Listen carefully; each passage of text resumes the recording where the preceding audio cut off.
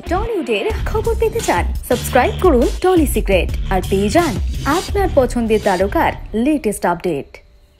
9ই June রবিবার কলকাতার নজরুল মঞ্চে আয়োজিত হয়েছিল 21তম টেলি সিনে অ্যাওয়ার্ড। হাজির ছিলেন টলিউডের নামী তারকারা। প্রধানের জন্য পুরস্কৃত হলেন সৌমিত্রিষা কুণ্ডু, পেলেন সেরা ডেবিউয়ের সম্মান। এদিন গোলাপি লং গাউনে অ্যাওয়ার্ড মঞ্চে গিয়েছিলেন সৌমিত্রিষা।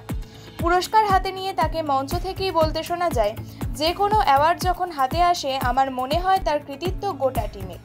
দেব এন্টারটেনমেন্ট ভেঞ্চার্স, দেবদা, অতনু স্যার, অভিজিৎ দা, আমার ভক্ত ভালোবাসার মানুষদের সবাইকে অনেক ধন্যবাদ। আমাকে আশীর্বাদ করবেন যাতে গুটি গুটি পায়ে এইভাবেই এগিয়ে যেতে পারি। অ্যাওয়ার্ড হাতে ইনস্টাগ্রামে ছবিও পোস্ট করেন সৌমিত্রিষা কুণ্ডু। লিখলেন, লিখতে বসলে শেষ হবে না আজকের অনুভূতি, তবুও যেটুকু না বললেই নয়।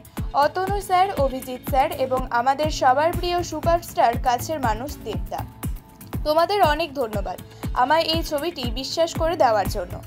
একটি অ্যাওয়ার্ডের কৃতিত্ব পুরো টিমের এবং দর্শকদের, যেমন এইটির কৃতিত্ব আমার পুরো প্রধান টিমের। আর আমার দর্শক ফ্যান পেজ, তোমরা শুধু এপার বাংলার নয়, জানি ওপার বাংলার বাংলাদেশের মেয়েও হয়ে গিয়েছি আমি।